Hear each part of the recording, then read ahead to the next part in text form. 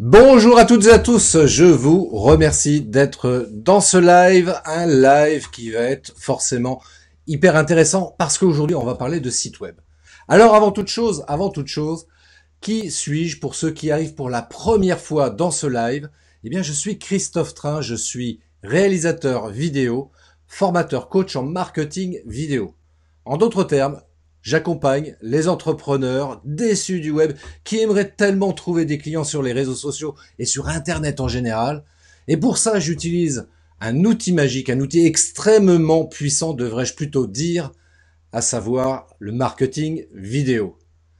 Voilà, si vous voulez tout savoir, vous pouvez me contacter, il n'y a pas de problème, je vous expliquerai tout ça en détail. Mais aujourd'hui, j'ai le plaisir et l'honneur et l'avantage de vous présenter quelqu'un qui va parler de site web. Et je vais le faire venir tout de suite, excusez-moi, je l'appelle. Bonjour Spock, est-ce que tu peux nous faire venir l'invité, s'il te plaît? Merci Monsieur Spock. C'était Monsieur Spock qui me parlait. Donc voilà, on fait venir notre invité. Alors bougez pas, il arrive, il est là devant vous, enfin à côté de moi en tous les cas. Bonjour Clément, comment ça va bien? Bonjour Christophe, bah écoute, ça va très très bien. Je te remercie de m'inviter sur ton live, sur ta page Facebook. Bah écoute, c'est un plaisir partagé parce que c'est vrai qu'aujourd'hui en 2020, on se pose parfois encore la question. Je rencontre des entrepreneurs qui n'ont pas de site web. Pire, quand ils en ont, il y a beaucoup de choses à travailler dessus. Alors c'est ce qu'on va regarder un petit peu aujourd'hui, justement. Alors Clément, déjà, présente-toi en quelques mots pour que les gens sachent un petit peu qui tu es, s'il te plaît. Yes. Alors, bah du coup, je suis Clément Polito, j'ai 31 ans, j'habite à Nice. Je suis coach web, c'est-à-dire que j'accompagne les entrepreneurs, les dirigeants et dirigeantes d'entreprise à réussir sur le web. Donc que ça soit via leur site internet, c'est ma première formation d'ailleurs, hein, c'est comme ça que j'ai démarré, c'est-à-dire que j'étais créateur de site internet. Et en fait, avec le temps, je me suis rendu compte que ces dirigeants d'entreprise avaient un site internet, mais ils n'en faisaient pas grand-chose. Et le site internet périclitait un petit peu. Donc du coup, j'ai appris de cette chose-là. Et maintenant, je les accompagne sur le plus long terme et faire en sorte que, voilà, avec des points précis, voilà, sur le web marketing, par exemple, on fait réussir ce site internet sur le long terme. Et c'est vrai que c'est important d'avoir un site internet qui soit efficace et qui permette en tous les cas de générer du trafic, du lead, comme on dit, hein, c'est ça? Ouais, complètement, exactement. Oui, parce que si tu as un site internet qui est là, mais qui sert que aux employés de la société, ça sert pas à grand-chose. Oui, et puis alors je reviens quand même sur un truc qui me paraît quand même vachement important. Mhm. On va pas en parler pendant 3 heures, mais juste toi, de toi à moi, hein. On n'est pas nombreux là, donc j'en profite pour poser la question. De toi à moi, avoir un site web aujourd'hui quand on est entrepreneur, c'est important ou pas? Bah oui, oui, c'est hyper important. Après, effectivement, je connais quelqu'un c'est un collègue à moi, et il est sur Nice aussi, et il est, on va dire, social media manager. Et il travaille enfin, de manière incroyable sur les réseaux sociaux. Et lui, son leitmotiv, c'est les sites internet, ça sert à rien. Et on a eu cette discussion plusieurs fois, c'est pour ça que j'en rigole aujourd'hui, parce que lui, il fait tout passer par les réseaux sociaux. Mais pour moi, c'est important d'avoir un site internet parce que euh, tu peux pas te passer, tu peux pas être dépendant d'une plateforme qui t'appartient pas. Voilà. Si tu es sur Facebook et tu connais la portée de tes posts et de tes vidéos, et si tu veux que ça soit que tu aies beaucoup d'engagement et qu'il y ait plus de gens qui voient ton site, qui voient ta page, pardon, et ben voilà, il faut que tu mettes des billets sur ta page. Sur Insta, pareil. Sur Twitter, bon, Twitter c'est encore un petit peu différent, mais ouais, sur Twitter c'est pareil. Après, ces outils-là sont très très intéressants. J'ai une collègue qui est consultante Pinterest. Ça fait venir un nombre, enfin c'est le nombre de visiteurs que ça fait venir sur le site internet, ça c'est incroyable. Mais pour moi, du coup, voilà, les réseaux sociaux et tout le reste, ce sont des outils qui permettent de faire venir sur une plateforme qui t'appartient à toi et après tu peux en faire ce que tu veux. On est donc d'accord, avoir un site web, c'est important. Avoir un site web qui fonctionne, c'est encore mieux. Et c'est vrai que ton collègue qui est social media manager, qui a pas de site web, C'est vrai que moi aussi, j'avoue que je trouve ça super surprenant parce que moi, c'est ce que j'aime à rappeler. Enfin, aujourd'hui, avoir un site web, c'est quand même super important. C'est le pivot central de sa communication. Et comme tu l'as rappelé très justement, mettre tous ses œufs dans le même panier, c'est-à-dire mettre toute sa communication sur les réseaux sociaux, c'est une erreur stratégique parce que demain, pour différentes raisons, les réseaux sociaux changent leur politique, voire pire, disparaissent. Alors, c'est vrai que ça paraît un peu surréaliste, mais ça peut néanmoins arriver. Ça arrive, hein, ouais, c'est ça. Par exemple, Vine, ça a hyper bien marché. Et enfin, pas du jour au lendemain, mais voilà, ça s'est terminé. Alors que enfin, moi, je trouvais ça extraordinaire comme plateforme. T'en as d'autres qui ont. Google Plus, très et bon exemple. Google Plus, voilà, exactement. Tous ceux qui avaient misé sur Google Plus, tu vois, je dis Google, j'ai mon portable qui met OK Google. D'accord, laisse tomber. Tais-toi, tais-toi, s'il vous plaît, madame. Mais Google Plus, effectivement, c'est un très très bon exemple parce que c'est quand même un truc qui a été créé par Google, la grosse puissance, le gros mastodonte sur le web. Bah, néanmoins, ils ont fermé boutique, quoi. Et donc tous ceux qui avaient misé sur Google Plus, et il y en a, bah, se sont retrouvés bien embêtés. Exactement, ouais, tout à fait. Qu'est-ce que je peux te raconter là-dessus? Oui, voilà, c'est à ça que je pensais tout à l'heure. C'est que de la même façon, je connais une personne qui est, on va dire, blogueuse, okay, sur la Côte d'Azur, puisque je suis dans le coin, et elle travaille donc et pour des marques, et elle a vu sa page Facebook. Elle a vu son compte Facebook piraté, il me semble, et elle était la seule administratrice de la page en question. Et donc du coup, pendant pas mal de jours, de semaines, ça a été l'angoisse parce qu'elle savait pas si elle allait pouvoir récupérer sa page et tout son travail. Et c'est son outil de travail, donc ça a été très très compliqué. Et même ça, c'est vrai qu'au-delà de penser éventuellement que Facebook mette la clé sous la porte, il y a ce genre de choses effectivement qui peuvent arriver. Les piratages de comptes qui peuvent te pénaliser au niveau de ta com. Là, c'est pareil. Là, j'ai un collègue photographe qui s'est retrouvé bloqué pendant 3 jours par Monsieur Facebook parce que il avait eu la mauvaise idée de publier une vidéo qu'il avait récupérée par ailleurs, hein, donc qui était déjà partagée par d'autres personnes sur d'autres profils Facebook. Mais comme sur cette vidéo, la vidéo démarre parce qu'il y a un effet trompe-l'œil, en fait, le mec il est barbu, donc je sais pas, tu l'as peut-être vu, tu sais, il est barbu, on a l'impression que c'est le sexe féminin que l'on voit à l'écran. Et en fait, après, il y a un dézoomage comme ça et on se rend compte, non, c'est juste le type qui est barbu. Et avec cet effet trompe-l'œil, voilà, ça donne cette illusion-là. Et dans l'algorithme de Facebook, bah, il s'est fait coincer pendant 3 jours. Ouais, complètement. Et heureusement pour lui qu'il a un site web pour le coup, parce qu'il a quand même pu communiquer, enfin continuer à travailler normalement, donc ça l'a pas pénalisé outre mesure. Mais si t'as pas de site internet, comment tu fais? Tu m'expliques. Et voilà, bah c'est ça. Voilà, le but, c'est vraiment de pas mettre tous ses œufs dans le même panier. Et à partir du moment où tu rencontres ce genre de problème sur Facebook, sur Insta ou ailleurs, le but, c'est d'avoir plusieurs plateformes. On sait que les communautés sont un petit peu différentes. Évidemment, quand tu as une communauté, elle est assez homogène, mais c'est pas forcément la même que tu as sur Facebook, sur Twitter, sur Insta, et sur ton site internet. Et donc, du coup, bah, si ton page Facebook se fait pirater, par exemple, tu peux communiquer. Il faut communiquer sur le reste. Mais voilà, il faut communiquer au maximum pour que tu puisses toucher les gens qui sont sur Facebook, qui sont pas ailleurs. Mais voilà, la bonne solution du coup, c'est de partir sur les autres réseaux sociaux que tu as et sur les autres plateformes et voilà, communiquer ailleurs. C'est ce qui s'est passé d'ailleurs pour la blogueuse dont je te parle. C'est elle est restée en lien comme ça avec sa communauté, avec sa newsletter et ainsi de suite. Donc avec tout le web marketing qu'elle avait déjà en place, heureusement. Et c'est comme ça qu'elle a pu rattraper le coup. Et après, je sais pas comment, parce que je suis pas dans on en a pas discuté depuis, mais elle a réussi à récupérer sa page Facebook, et maintenant, il me semble qu'elle a plusieurs administrateurs sur sa page, et cette erreur-là, elle la fera plus. Moi, je ne la fais pas, parce que voilà, j'ai créé ma page Facebook depuis peu. Tout de suite, j'ai mis plusieurs administrateurs dessus, pour pas que ça arrive, et sur mon compte, et sur mon site internet, pareil, si jamais il se passe quelque chose, on est plusieurs sur mon site, je suis pas tout seul à avoir mes coordonnées. Comme ça, s'il se passe quelque chose, normalement, j'ai de quoi me rattraper aux branches. Oui, et puis c'est vrai que bon, c'est des choses auxquelles on n'a pas envie forcément de penser, mais de mettre une ou plusieurs personnes en co-administrateur sur ses réseaux sociaux, sur son site internet également, Bah, ça peut être pas mal parce qu'un jour tu peux être amené à décéder.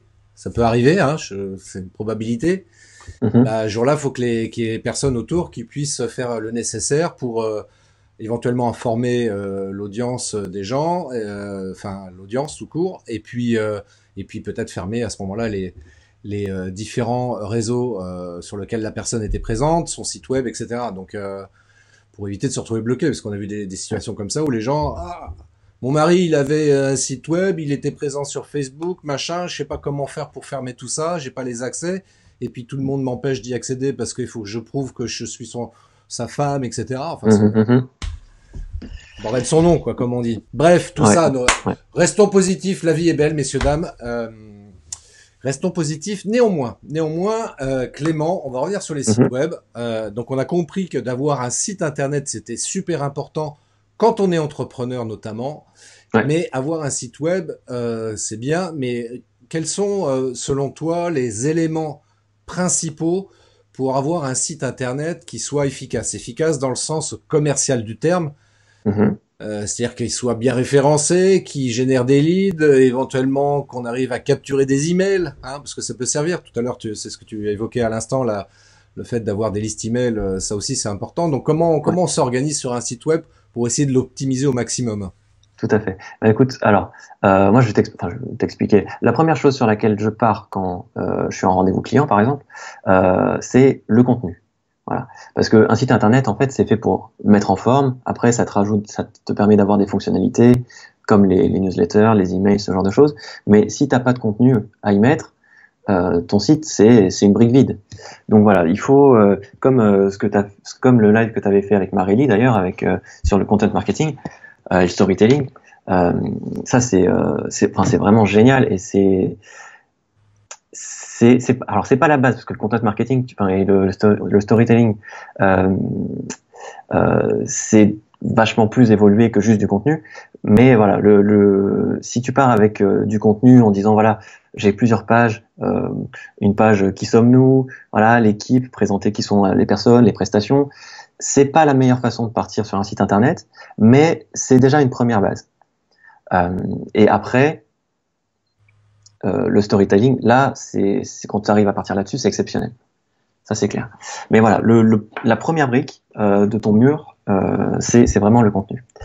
Euh, et avec ça, tu pourras, par exemple, voilà, travailler ton référencement. Si tu essayes de travailler ton référencement et que t'as pas de contenu, bah, tu te tires déjà une balle dans le pied. Euh, est-ce que là-dessus, tu penses à quelque chose? Sur quoi? Bah, sur le contenu et sur le référencement Sur le référencement, avant. alors, moi je suis pas un spécialiste. Hein, ce que j'ai Mhm. simplement retenu, ce qui était vachement important, c'est de mettre des titres de pages explicites. Pas faire Ouais. comme on faisait il y a 15 ou 20 ans, on mettait page 1.html, page 2.html, etc. Au contraire, aujourd'hui, il faut mettre par exemple comment faire un site web. Alors, tiens, alors ça me fait penser aussi à un truc, parce que c'est vrai que je termine là-dessus quand même. Le Vas-y, titre vas-y. des pages, c'est important. Le titre qui va être utilisé comme URL, comme adresse web pour Mhm. communiquer, ça va être également très important. Et puis, on va pas forcément rentrer dans le détail, mais il y a toutes les histoires de balises H1, H2, etc. qu'il faut aussi bien gérer pour optimiser son site par rapport au référencement sur Google. Mhm. Mais également, il y a la balise méta description aussi qu'il faut renseigner. Qu'est-ce que j'oublie encore? Tu peux tu peux baliser ton code, enfin, tu peux baliser ton texte avec les balises schema.org. Alors schéma.org effectivement, je pensais aussi à faire comment on appelle ça, des liens entre les différentes pages de ton site. Ouais, exactement. Ça Ça, c'est c'est hyper super important. important. Ouais. Après, tu as des façons de le faire aussi, par exemple, si tu veux. Euh, la façon de base, c'est relier tes prestations entre elles. Par exemple, si tu pars sur un site de 10 pages où tu expliques ce que tu fais dans la vie.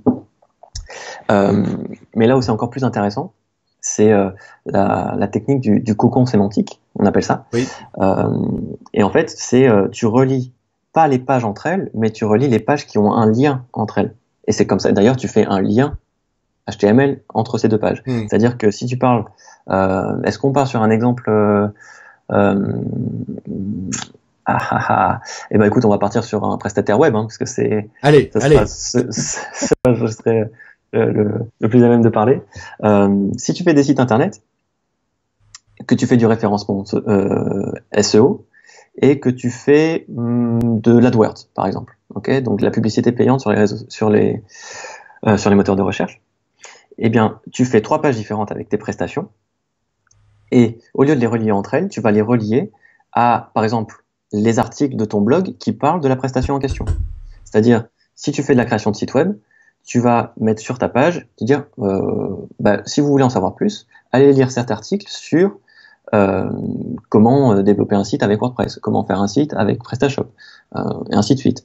Si tu pars sur la page de la prestation SEO, là tu vas partir dans les liens relatifs, tu peux mettre les liens vers ton blog où tu expliques comment bien référencer ton site sur Google, Bing, Quant, comment référencer tes images, voilà, tout ça, ça peut être des articles, tous différents.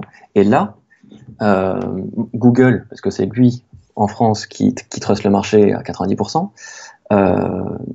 il va pousser tes pages beaucoup plus que si tu reliais les pages les unes les autres sans lien thématique, en fait. Ouais.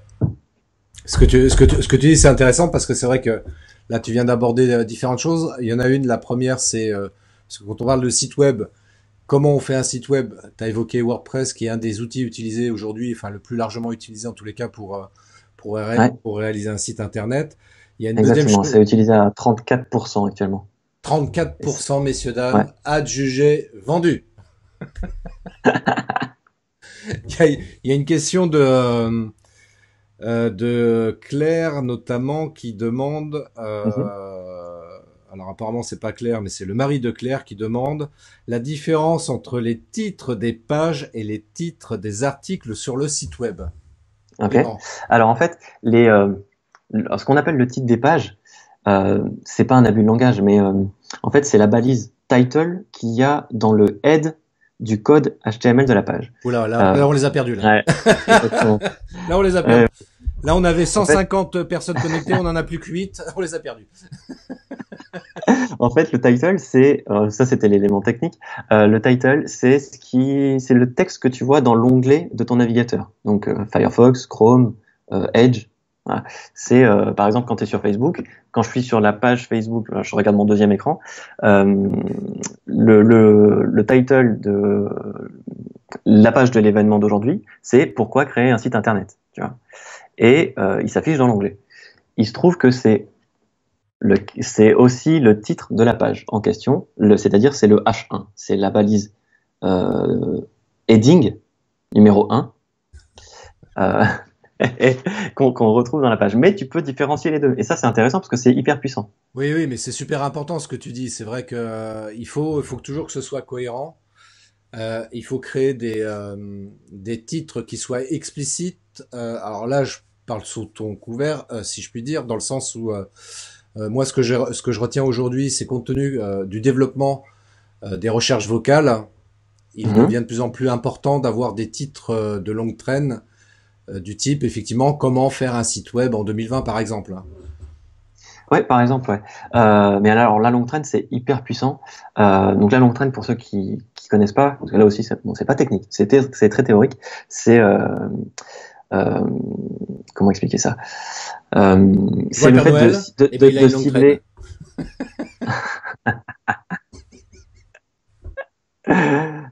Il va se marier aussi. Ah oui, non, c'est plutôt En la robe. mariée, elle a une longue Ouais, traîne. ouais, ouais, c'est ça. Non, en fait, c'est par exemple, si tu veux acheter des chaussures euh, sur Internet et que tu cherches sur Google acheter chaussures, tu vas trouver des millions de sites Internet et tu vas mettre beaucoup de temps à trouver les chaussures que tu veux. Hmm. Ça, c'est de la requête large, d'accord? Et c'est là-dessus que sont positionnés les mastodontes du web, Amazon. Euh, Là, j'en ai plus, mais Les GAFA, ça quoi. me vient plus. Ouais, voilà, les GAFA, exactement. Euh, alors que si tu cibles, par exemple, tu fais euh, où trouver des Nike Air Max bleus à rayures à Aix-en-Provence, Voilà, c'est vachement plus précis d'un coup. Ah bah oui. Tu peux, il y a de fortes chances que, alors, de un, tu vas avoir beaucoup moins de résultats qui vont être beaucoup plus précis. Donc ça, c'est en tant que visiteur, c'est vachement puissant. Et toi, en tant que créateur de site internet ou quand tu gères ton site internet, c'est hyper intéressant parce que la personne qui cherche ça, au lieu, c'est pas une requête qu'elle fait pour s'informer, c'est une requête qu'elle fait pour acheter là dans la minute. Donc si tu as un site e-commerce, t'as déjà la moitié du boulot qui est fait. Après, il faut que ton site derrière il soit bien fait pour que la personne achète et sorte sa carte de crédit. Et si tu as un site si tu es dans la ville, par exemple, et que tu fais pas de livraison, et ben tu as déjà le boulot qui est fait pour que pour que cette personne-là, elle vienne dans ton magasin au lieu de continuer et de peut-être acheter sur le site de la marque en question et d'attendre de se faire livrer par Chronopost. Eh bien, là, tu vois, tu abordes un sujet qui m'interpelle. Qui m'interpelle. Parce que là, tu fais référence à des notions de marketing. Mm-hmm. Parce que, en l'occurrence, tu vois, moi, j'ai envie de dire, là, on rentre, évidemment, on est sur la partie, entre guillemets, technique du site internet.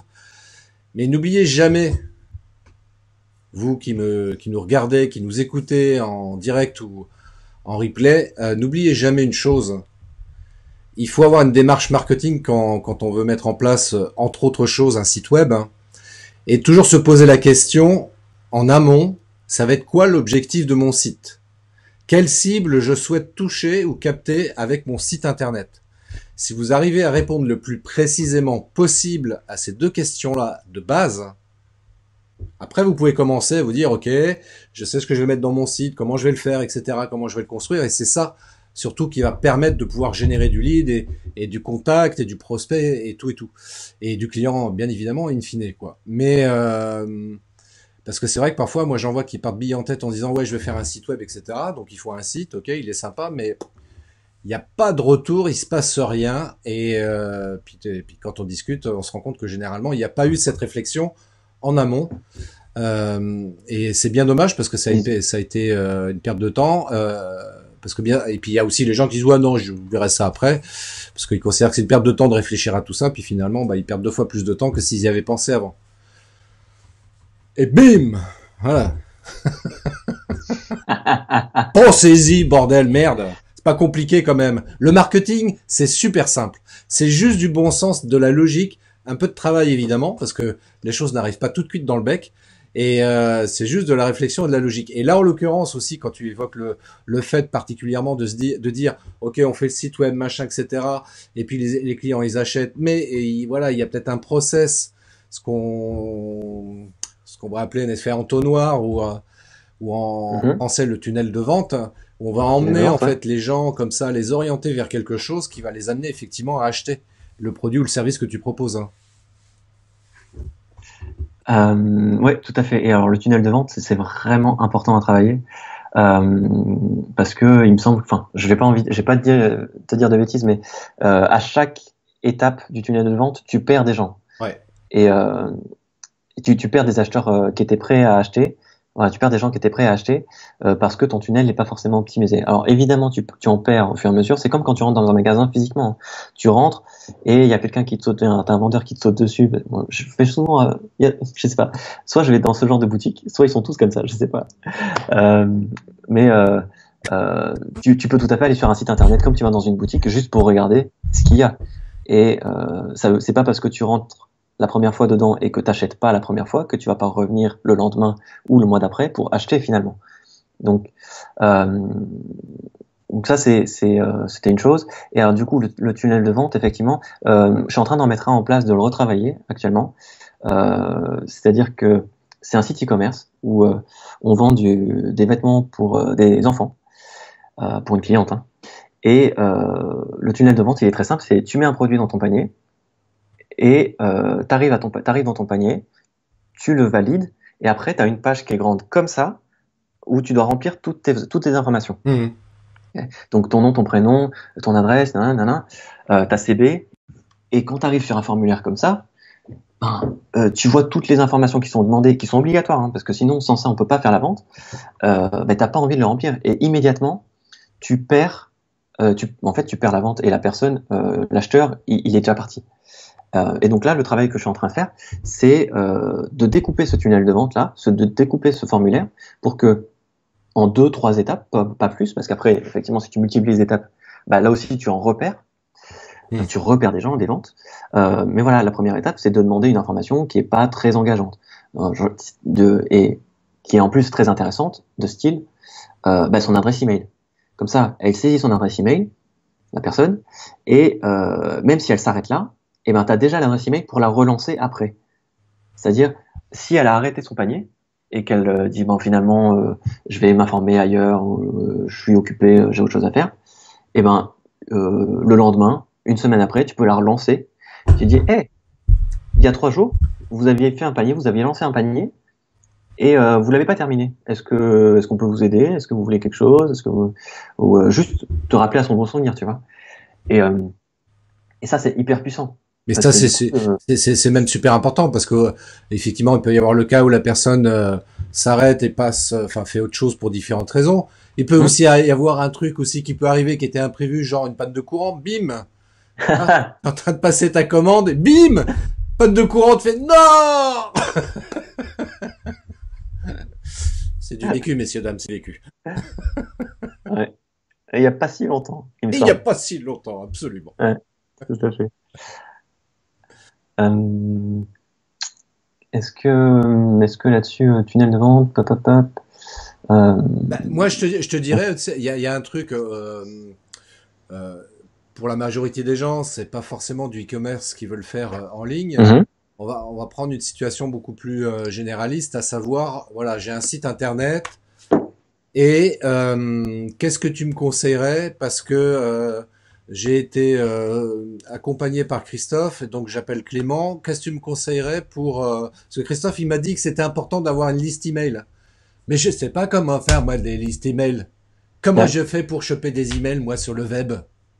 Hein? exactement. Ouais, ouais. Alors effectivement, c'est hyper important d'avoir l'adresse email parce que comme ça, tu peux relancer les contacts qui t'ont de manière volontaire donné leur email. Donc ça veut dire qu'ils sont hyper intéressés parce qu'une adresse email, voilà, on reçoit tous des emails à longueur de temps, du spam à n'en plus pouvoir, et donc c'est quand même un critère qui est euh,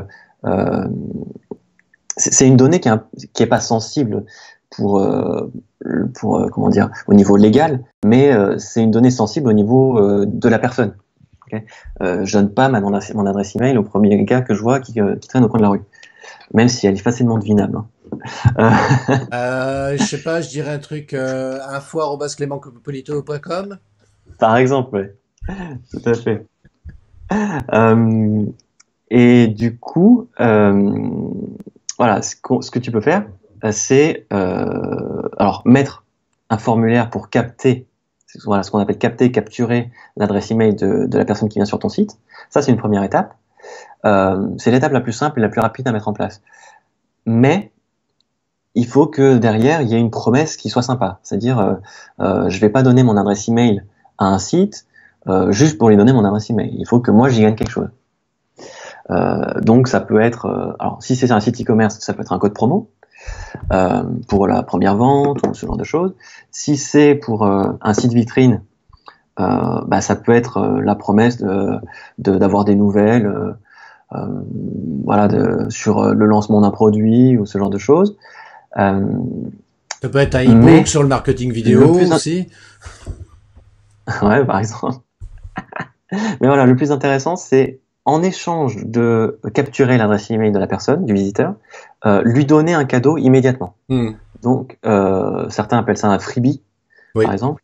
Donc, c'est un livre blanc à télécharger, par exemple.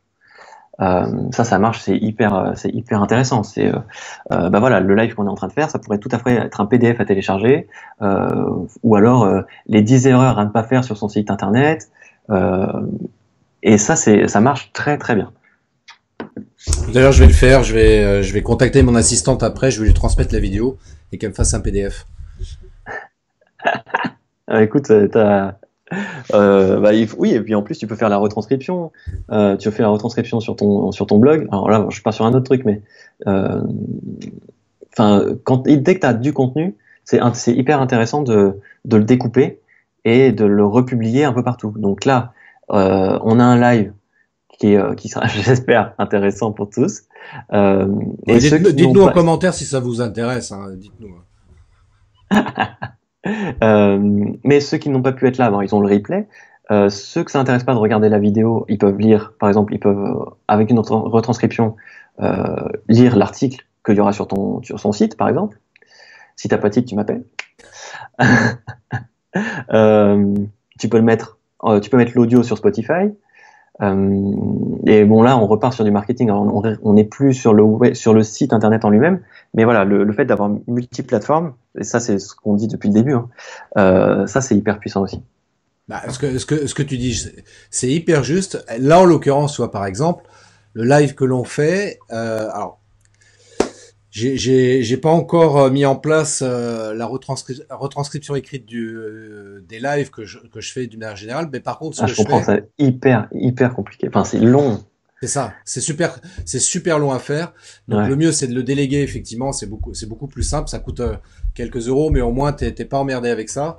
Sinon la solution la plus simple que moi que je mets en place en l'occurrence, c'est que le live là il est sur Facebook. On va le retrouver en replay bien évidemment sur Facebook, mais aussi sur YouTube. Mhm. Et ensuite sur mon podcast, donc on pourra écouter sur Spotify ou Apple, etc. Donc au moins j'essaie d'être le live de le mettre vraiment sur plusieurs plateformes, en vidéo et en audio déjà au minimum ça et c'est déjà pas mal. Ouais, c'est super. Alors il y a François qui François, je savais que je pouvais compter sur toi. Normal, il fait des maths. Comment faire la retranscription? C'est une vraie bonne question. Comment faire la retranscription? Alors le plus simple, c'est tu prends ta vidéo, t'écoutes une phrase, tu la copies sur Word, t'écoutes une phrase, tu la copies sur Word. Bref, sur un live comme celui d'aujourd'hui, on va considérer qu'on passe une journée à s'amuser à faire la retranscription parce qu'en plus on n'est pas des pros. Il y a un deuxième truc aussi que j'ai cru lire quelque part. Apparemment, ils sont en train de mettre en place quelque chose avec l'intelligence artificielle qui permet de retranscrire automatiquement sans le faire manuellement. Sauf que là, ça coûte un peu plus cher la solution. Et entre les deux, c'est la solution, c'est de passer par quelqu'un, une assistante virtuelle qui va s'occuper de ça pour toi. Et puis voilà, ça coûtera quand même quelques euros, mais beaucoup moins cher que la solution qui utilise l'intelligence artificielle et beaucoup moins chiant que de le faire soi-même. Voilà, moi c'est ce que je dirais. Joël, effectivement, tout en automatique, c'est effectivement, il y a des outils qui font ça. Bah, je pense que je l'ai effectivement, j'ai répondu du coup. Donc il y a effectivement donc des outils qui permettent de faire la retranscription. Après, encore une fois, c'est ce que je dis toujours. Il faut bien savoir. J'aime bien revenir là-dessus, c'est revenir aux sources. Pourquoi tu fais ça? Pourquoi tu fais un site web? Si tu fais de la retranscription de tes lives, pourquoi tu veux faire ça? François, il est en train de se faire coacher par Christophe, là. Voilà, je fais un coaching en direct. François, écoute-moi. Repense à deux choses essentielles. Quel est l'objectif du site et quelle est la cible que tu souhaites capter grâce à ton site? Et à partir de là, encore une fois que tu auras répondu précisément à ces questions, tu vas utiliser un outil et puis un autre, et puis pas forcément l'autre qu'on t'aura également préconisé, mais tu vas vraiment utiliser les outils qui vont te permettre de répondre efficacement à ces deux questions de départ. Parce que des outils, il y en a une multitude. Hein. Quand on regarde sur le web, moi je suis effaré de voir le nombre d'outils qui existent et qui sont super, hein, tous les uns autant que les autres. Hein. Mais après, voilà, il faut se dire, est-ce que dans mon cas, à moi, perso, est-ce que c'est vraiment utile? Et j'aime reprendre cet exemple-là pour illustrer ce propos, c'est au niveau de, comment dirais-je, au niveau de la vidéo. Parfois, on vient me voir, on me dit, ouais, qu'est-ce que tu me conseilles comme caméra pour filmer et tout? Alors, comment te dire, c'est pour faire quoi? Tu veux faire quoi comme vidéo? Bah, en fait, je t'explique, c'est parce que, voilà, une fois par an, on va en vacances à l'île de Ré avec ma femme et puis les enfants, etc. Puis j'aimerais avoir quelques souvenirs de vacances comme ça en vidéo. Ok, c'est juste pour faire ça la vidéo? Ouais. Bah écoute, tu sais quoi? aujourd'hui, il y a un truc qui s'appelle le smartphone. Voilà. Prends ça, ça fait des vidéos, ça suffira largement pour les besoins que tu en as. Après, évidemment, si tu as comment dirais-je, des besoins professionnels, que tu veux avoir une belle caméra, bah après, il y a d'autres types de caméras. Mais après, chaque caméra, c'est pareil, ils vont avoir leur spécificité bien particulière. Tu vas peut-être préférer aussi utiliser une marque plus qu'une autre. Et, et là, de la même manière, au niveau du web marketing, bah ouais, tu as plein d'outils, mais voilà. Pourquoi tu veux utiliser tel outil? C'est quoi ton objectif? Donc c'est ça qui va déterminer à partir de voilà la force du pourquoi, comme nous dit Claire. Salut Ingrid aussi qui nous a rejoint. Bah attends, j'en profite pour dire bonjour à tout le monde, c'est poli. Nicolas, Claire, Anthony, Adrien, François, Joël, David qui nous a rejoint également. Ah tiens, Joël, David, j'avais pas vu sa action. On va y répondre tout de suite. Qui c'est que j'ai oublié? Ingrid, donc qui nous a rejoint également. Donc il y a David qui pose une question intéressante. Faut-il forcément avoir une partie blog sur son site? Alors, ça prend du temps. De quoi? Mais pardon? De quoi? Ça prend du temps d'alimenter un site, d'alimenter un blog. Mais vraiment, je te le conseille. Oui, je te le conseille. Tu as forcément des trucs à dire. Je sais pas sur quoi quel est le domaine dans lequel il travaille. Et moi, je sais, moi. Ok.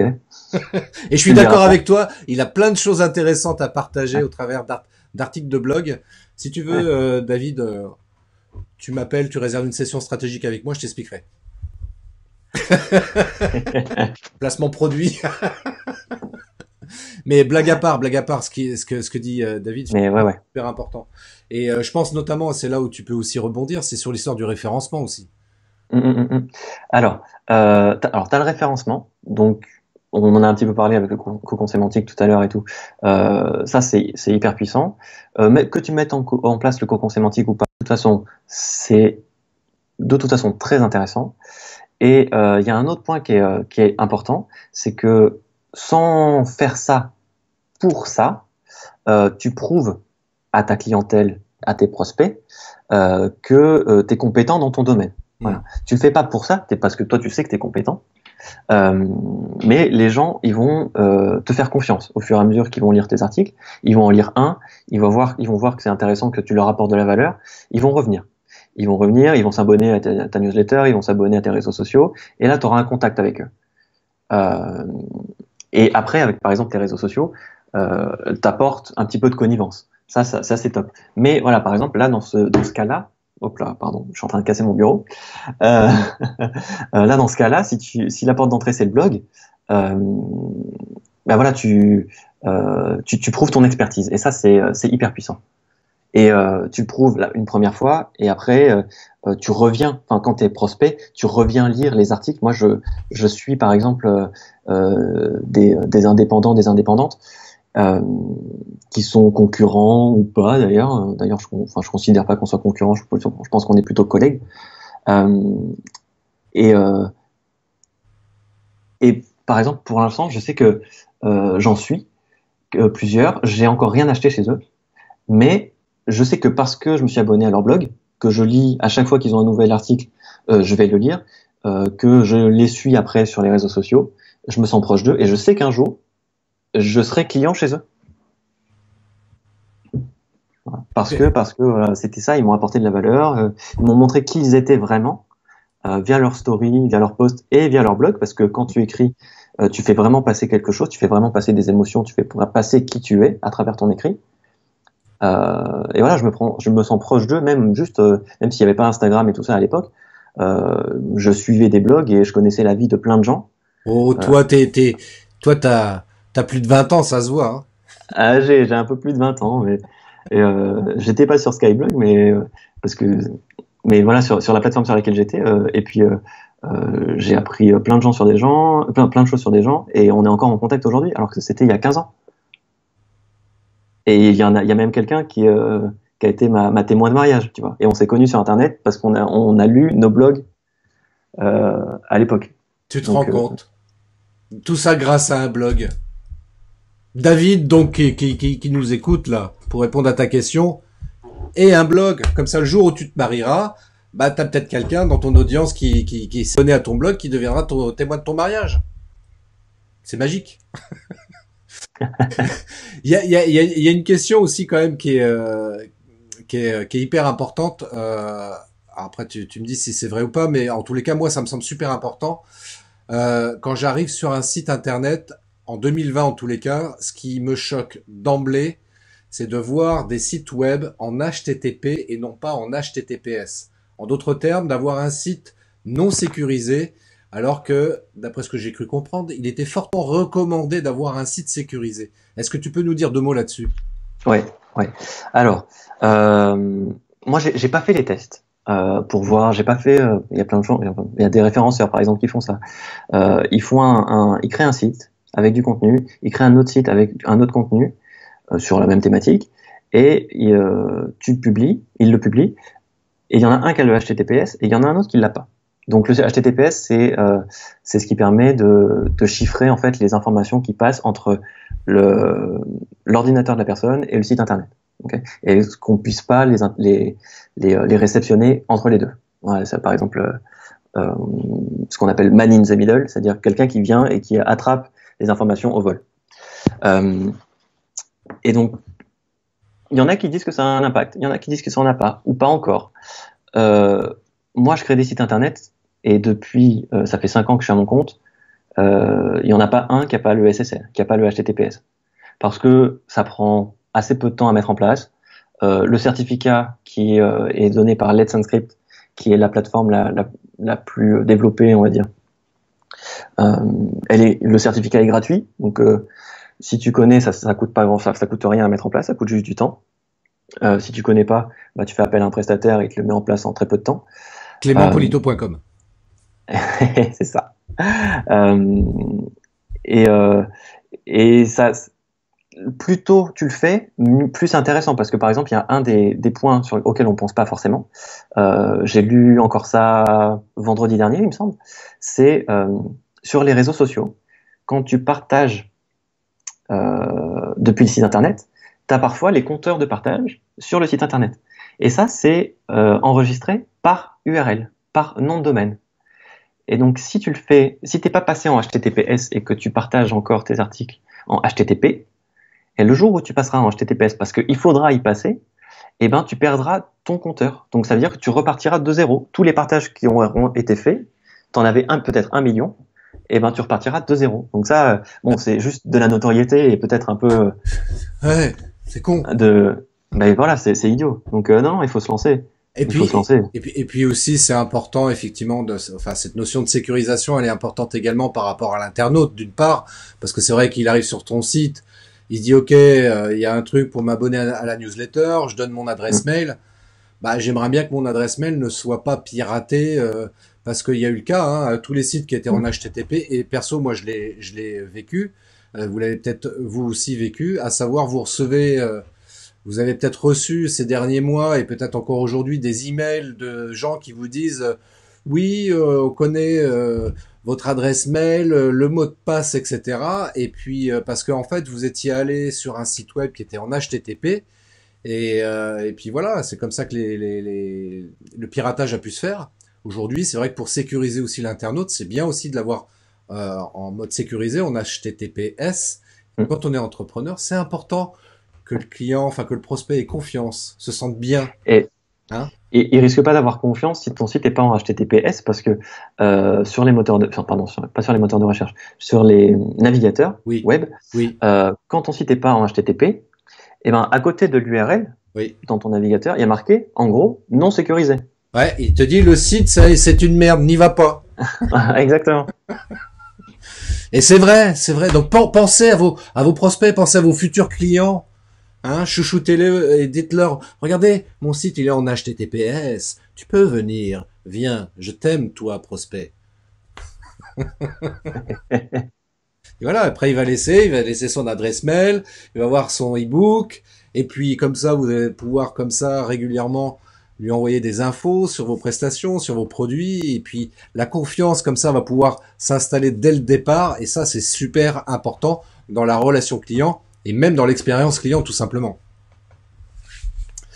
Il y a également une chose, alors bon, c'est moins technique pour le coup, mais Mhm. ça me semble hyper important quand même de l'avoir à l'esprit aujourd'hui, plus qu'il y a 5 ans, on va dire.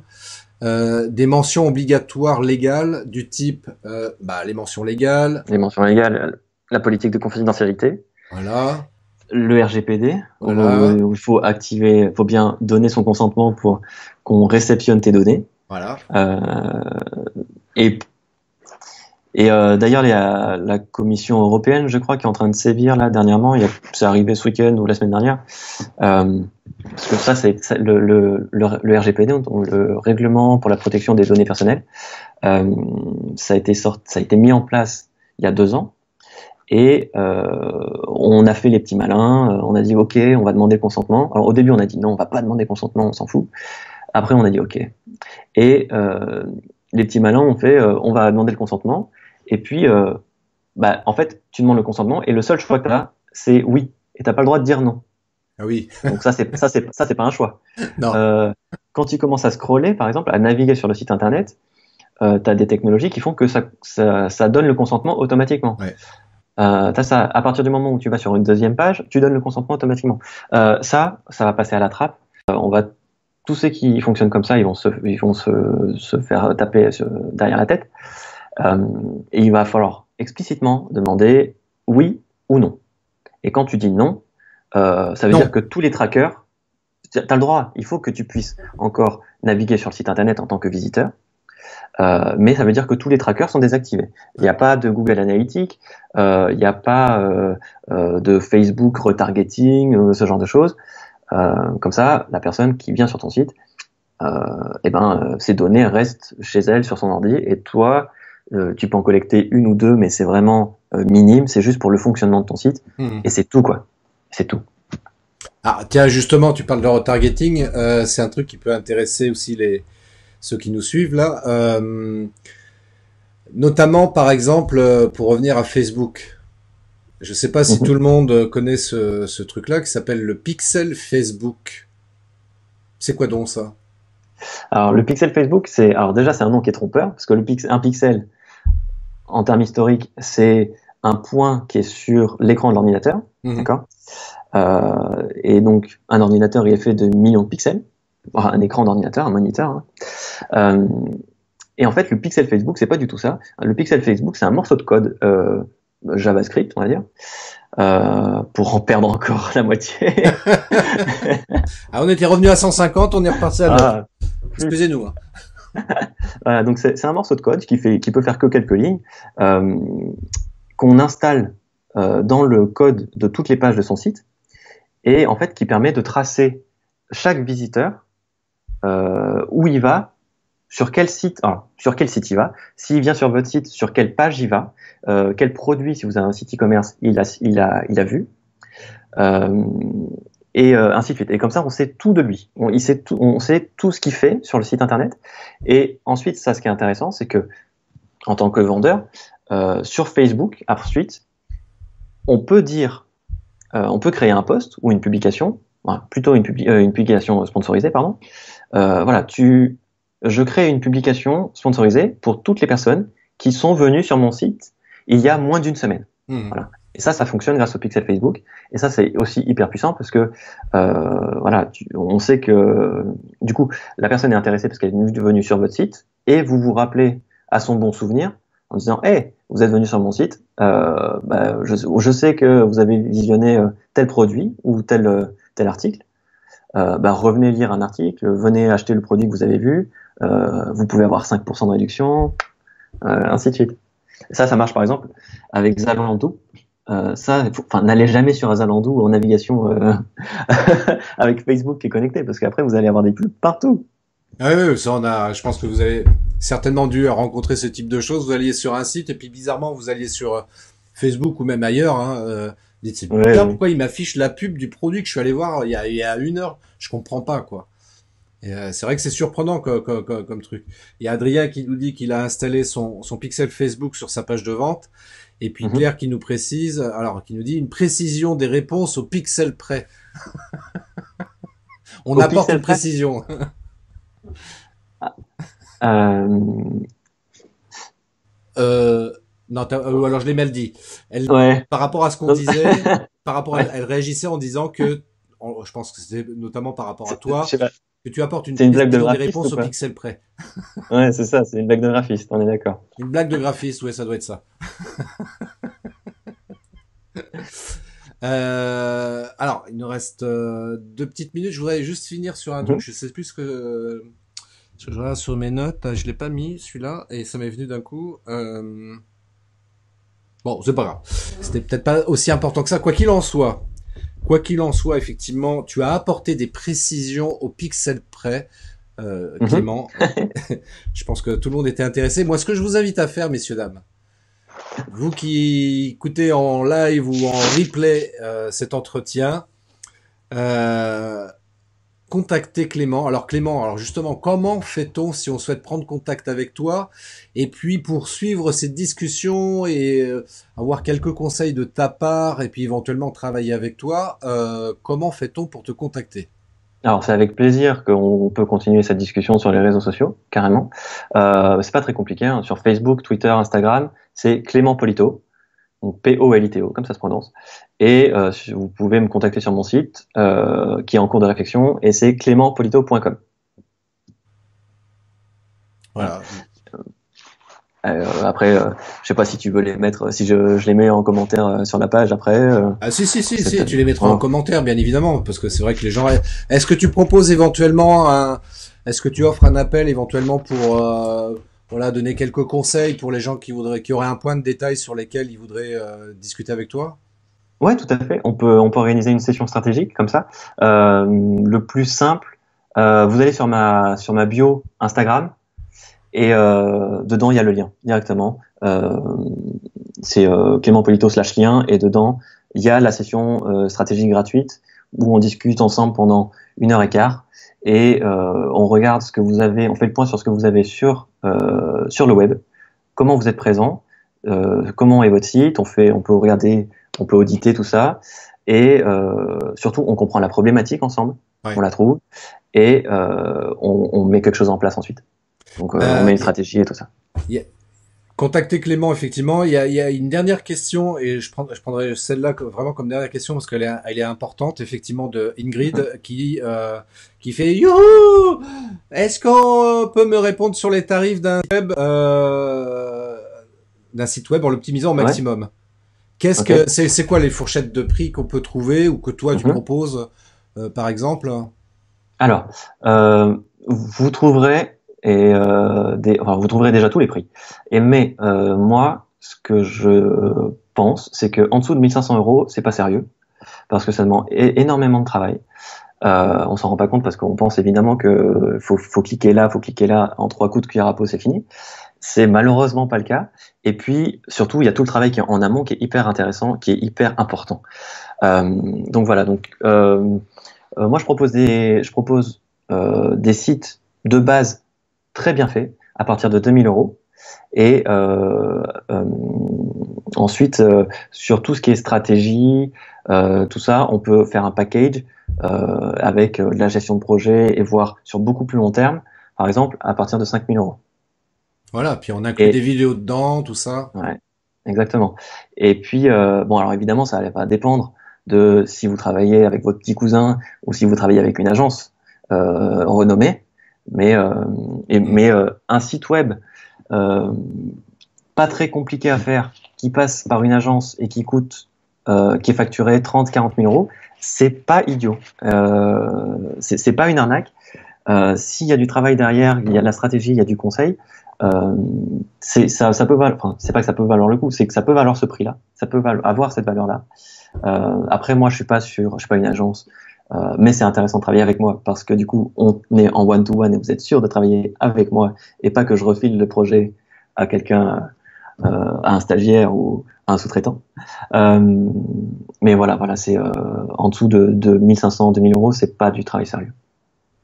Ok, bah écoute, c'est super intéressant ce que tu viens de dire. Et je suis assez d'accord avec toi au niveau des tarifs, parce qu'effectivement, comme tu le rappelles très justement, il y a beaucoup de travail. On s'en rend pas compte parce que voilà, le client il reçoit le site internet, mais il s'imagine pas un instant tout ce qu'il y a pu y avoir comme travail en amont, ça me fait penser moi par exemple aussi par rapport à la vidéo. Hein, quand je réalise un film vidéo, on me dit waouh, ouais, pour un film de 2 minutes, c'est pas donné. Ouais, mais il y a un petit peu de travail, Ouais, bon, quoi. ouais, c'est ça. Il y Et a un puis petit peu si de tu me travail. donnes tes rushs, ouais, si le client me donnait les rushs à moi et que je faisais le travail à ta place, ça serait pas le même résultat. Et le client n'aurait pas le même résultat si c'était lui qui le faisait. Donc la compétence, t'as mis des années à l'acquérir. Donc Alors après, question comme ça là. Ok, je fais un site avec toi, j'ai compris, pour avoir un site propre, correct et tout, qui soit optimisé, il faut que je tape sur 2000 euros. Il y a mhm, moyen de te régler en plusieurs fois ou c'est 2000 € cash et... mhm. Alors moi jusqu'à il y a pas longtemps, je faisais 50-50, c'est-à-dire je faisais un acompte de 50% et le reste à la réception du projet. Voilà, pour la réception du projet lors de la livraison du truc. Je suis peut-être en train de revoir un petit peu ça pour que ça soit euh, peut-être un poil plus long. Mais en fait, ce que j'ai remarqué, c'est Hmm. que lorsqu'on demandait un acompte de 30%, ce qui se faisait, enfin ce qui se fait souvent sur plein de métiers, Hmm. les clients sont pas assez investis et ils pensent qu'on va tout faire à leur place et ils mettent 2 semaines à répondre à un email pour avoir des illustrations, des graphismes, de logos, tout ça. Et donc du coup, de mon côté et du côté des développeurs, des consultants, on peut pas avancer. Et j'ai fait le test et en demandant 50% d'acompte, les projets se passent beaucoup mieux. Alors c'est étonnant, mais ça doit être un aspect psychologique de la part des prospects, des clients. Mais après, si c'est des projets qui sont sur plus long terme, évidemment, on se met d'accord sur un paiement étalé en plusieurs fois. Si le projet dure sur un an parce qu'il y a plein de choses à mettre en place, euh, tout ça, ça se discute. Good. Alors, toute dernière question, mais c'est vraiment parce que... Ah, il y en a beaucoup. Quoi. Ouais. Dernière question de Sébastien. Sous quel outil? Alors, j'imagine, parce que c'était... tout à l'heure, je pense que c'est par rapport à la création des sites internet. Sous quel Mhm. outil tu travailles, hein? Ouais, c'est ce que tout à l'heure, je parlais de WordPress et PrestaShop, c'est ça. Moi, je travaille maintenant exclusivement avec WordPress. Euh, j'ai essayé au tout début quand je me suis lancé, je connaissais déjà WordPress, PrestaShop, Drupal, les sites que je développais à la main sans CMS. Euh, et en fait, ça prend beaucoup trop de temps de rester à la page sur toutes ces technologies-là. Et WordPress, c'est vraiment la technologie, enfin vraiment une technologie qui est malléable et qui fonctionne avec tout. Donc on peut y faire un blog. C'est ce à quoi ça servait à l'époque, au tout démarrage.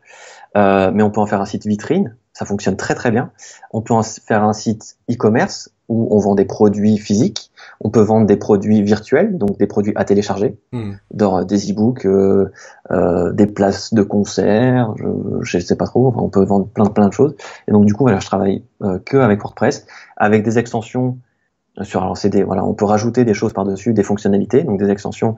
Moi, j'ai mon petit répertoire d'extensions avec lesquelles je travaille tout le temps. Ça, on pourra aussi en discuter. Je pourrais vous recommander des extensions si vous voulez.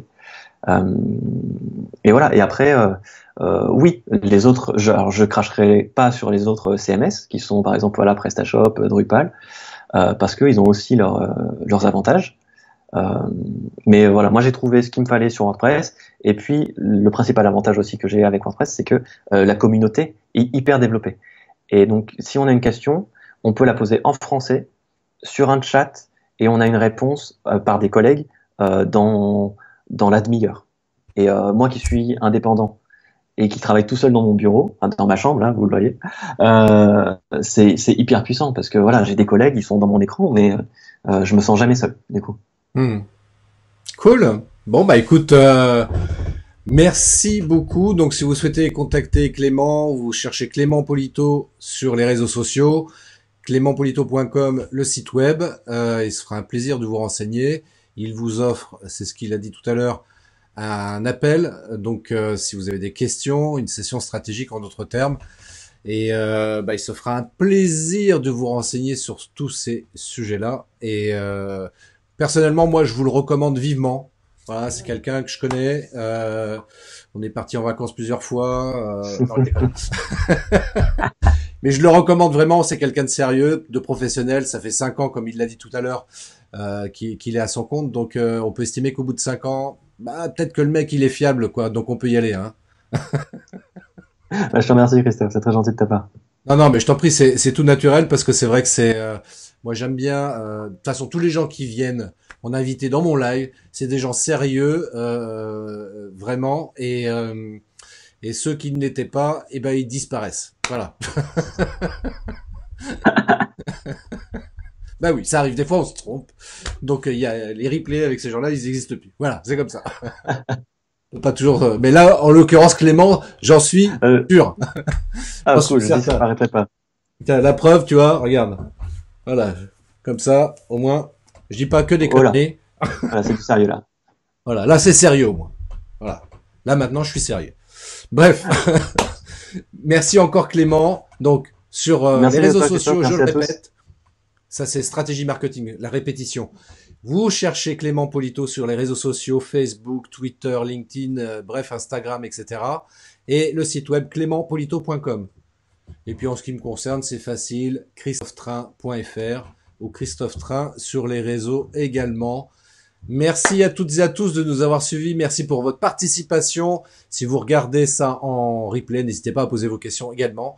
Et je vous donne rendez-vous pour un nouveau live prochainement avec un nouvel invité. D'ici là, portez-vous bien. Bon déconfinement à toutes et à tous. Et puis Clément, je te dis à très bientôt. À très vite. Ciao, ciao. Merci à tous. Ciao.